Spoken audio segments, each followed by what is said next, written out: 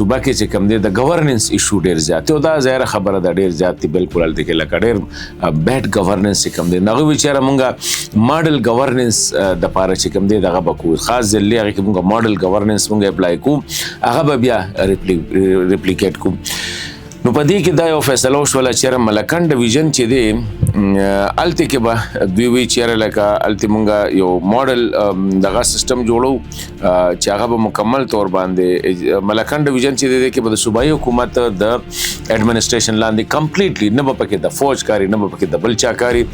مکمل به د پولیس ته حواله کی مکمل به د سیول اډمنسټریشن چې کوم صوبایي اډمنسټریشن دی هغه ته به حواله کی د مرکز به پکې کار نه د سکیورټي ادارو به پکې کار نه یو ماډل گورننس سیستم یو نظام الته کې به جوړي دا غي نه پس به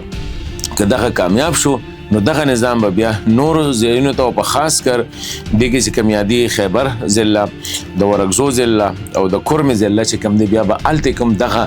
ماډل اپلای کیږي لکه مخکې به ملکن ډیویژن یاد کړی مطلب دا دی چې ملکن کې بیا ملکن ضلع دا بیا ور پکې چې کم دی سوات دی بیا دیر دی دیراپر دی دیرلور دی بنیر دی شانګله دا او باجوړ دی او چترال دی نو ما په خیال دا واته ضلع چې کم دی دا ملکن ډیویژن کې راځي نو دوی چې دغه ماډل به مونږه لمبه دغه ته اپلای کو هغه نه پس بیا کورمه ته او یا ورغزو ته او خیبر